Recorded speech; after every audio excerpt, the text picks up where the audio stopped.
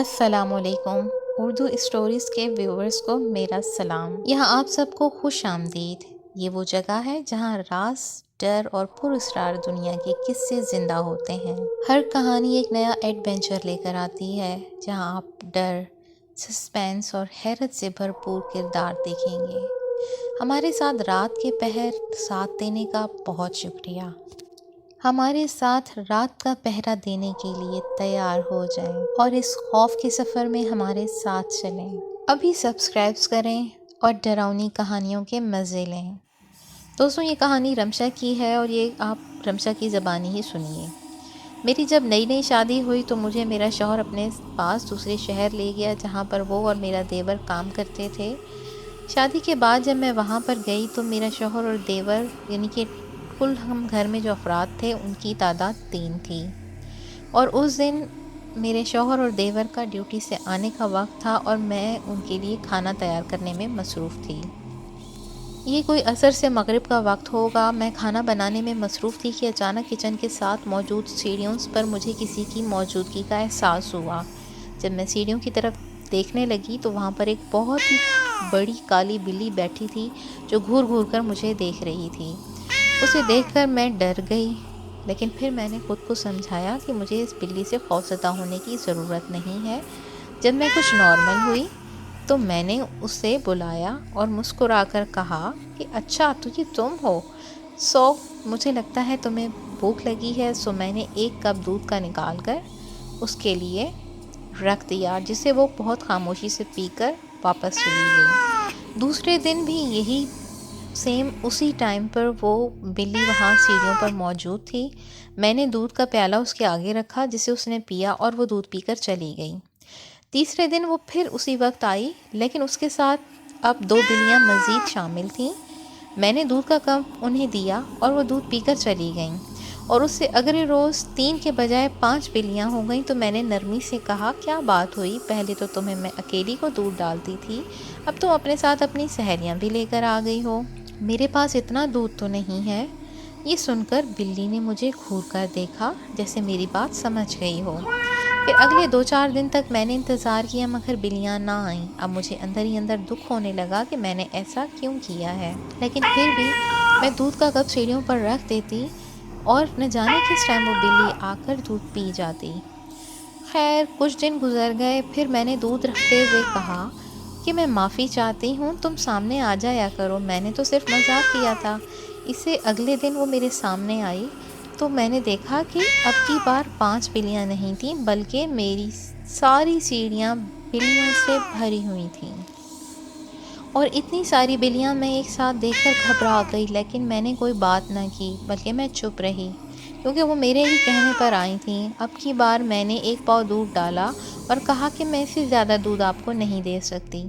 بلی نے میری بات سن لی، اور حیرت کی بات یہ تھی کہ 1 پاؤ دودھ ساری کی ساری بلیاں ہی پی گئیں، اور ایک حیرت کی بات تھی کہ 1 پاؤ دودھ ان سب بلیوں پر پورا ہوتا تھا۔ خیر ایسے وقت گزرتا گیا اور میں ان کی عادی ہوتی گئی۔ ایک دن میرے شوہر کی سالگرہ تھی۔ میری نند نے مجھے فون کیا کہ ہم بھائی کی سالگرہ منانے آئیں گے، اور اس کے ساتھ میرے اپنے گھر والے بھی ان کی سالگرہ منانے آ رہے تھے۔ وقت کی کمی تھی اور میں نے بہت سا انتظام کرنا تھا، اور میں کچن میں بہت مصروف تھی۔ مجھے وقت گزرنے کا احساس ہی نہ ہوا۔ بلیاں نہ جانے کس وقت پہ آئیں، مجھے ان کے آنے کا بھی پتہ نہ چلا۔ جب 30 سیکنڈ بعد بھی میں نے ان پر دھیان نہ دیا تو بلی نے زور سے میاؤں کیا اور اپنی طرف توجہ مبذول کروائی۔ پھر میں نے بلی سے کہا کہ میں تمہیں دودھ ڈالتی ہوں۔ یہ کہہ کر میں پھر سے کام میں مصروف ہو گئی اور دودھ کی طرف میرا دھیان نہیں گیا۔ 1 منٹ کے بعد وہ بلی دوبارہ سے بولی۔ وہ بلی اتنی زور اور بھیانک طریقے سے چلائی تھی اور اس کی آواز اتنی بھیانک تھی کہ ایک دفعہ تو سن کر میں ڈر گئی، اور وہ آواز ایسے تھی جیسے کہ کان پھاڑ دینے والی ہو۔ پھر ہمت کر کے میں نے ان کو دودھ ڈالا اور ان کو میں نے یہ کہا کہ آج میں بہت تھکی ہوئی ہوں، آج میں نے بہت سارا کام کیا ہے، کاش تم لوگ انسان ہوتے اور میں تم سے کوئی نہ کوئی گھر کا کام کروا لیتی۔ یہ کہہ کر میں دوبارہ سے اپنے کام میں مصروف ہو گئی، لیکن بلی کی آوازیں آہستہ آہستہ میرے کانوں میں آتی رہیں۔ میں نے کوئی توجہ نہ دی اور اپنے کام میں مصروف رہی۔ اب میرے گھر مہمان آنے لگ گئے، کھانا تیار تھا، ہم نے سالگرہ منائی اور تھک کر سب سو گئے۔ پھر جب میں صبح اٹھی تو میرا کچن بالکل صاف ستھرا تھا، مطلب سارے برتن دھوئے ہوئے تھے اور گھر کا صحن بھی صاف تھا اور کچن بھی بہت صاف تھا، اور میں بہت حیران تھی کہ یہ سب کام کیسے ہوا ہے، کیونکہ رات کو سوتے ہوئے تو میں نے ایسا کوئی کام نہیں کیا تھا۔ گھر کا صحن بھی اتنا ہی صاف اور چمکدار تھا، جبکہ رات کو میں نے کوئی بھی کام نہیں کیا تھا اور یہاں پر بہت سا گند ڈلا ہوا تھا۔ یہ دیکھ کر میں پہلے تو بہت حیران ہوئی، پھر میں نے اپنے گھر والوں سے پوچھا کہ یہ سب کس نے کیا ہے، تو سب نے کہا کہ ہم نے تو یہ کام نہیں کیا۔ میرے کانوں میں بلیوں کی آوازیں گونجنے لگیں۔ پھر ہم نے ناشتہ کیا اور دوپہر کا کھانا کھایا۔ آہستہ آہستہ ہمارے گھر کے مہمان چلے گئے۔ اس دن بھی میں تھکی ہوئی تھی اور میرے دیور اور شوہر دونوں نے آج چھٹی کی تھی، لیکن جب میں صبح سے سو کر اٹھی تو میں نے دیکھا کہ میرا گھر بالکل چمکدار، روشن، صاف ہے اور میرے کان میں دوبارہ سے بلیوں کی آوازیں آ رہی ہیں۔ اگلے دن جب عصر کے وقت وہ بلیاں آئیں تو میں نے انہیں بتایا کہ یہ سارا کام تم نے کیا، اور اس بلی نے سر ہلایا اور میں بہت حیران ہوئی۔ یہ میں کیا تم سن سکتی ہو؟ میری کیفیت بہت عجیب تھی۔ مجھے سمجھ نہیں آ رہی تھی کہ یہ ساری چیزیں بلیاں کیسے کر سکتی ہیں، اور جبکہ میرے پوچھنے پر بھی وہ مجھے بتا رہی تھی سر ہلا کر کہ یہ کام انہوں نے کیا ہے۔ اب مجھے سمجھ آ چکی تھی کہ وہ کوئی عام بلیاں نہیں ہیں، اور روز روز ان کے یہ کام کرنے کی طاقت بڑھتی گئی اور آہستہ آہستہ میں اندر سے ان سے ڈرتی گئی۔ اب مجھے ان بلیوں سے وحشت آنے لگی تھی، لیکن میں بالکل خاموش تھی، کیونکہ بلیوں کی آوازیں میرے کان میں ہمیشہ گونجتی رہتی تھیں اور میں اس بات کے لیے نہایت پریشان تھی۔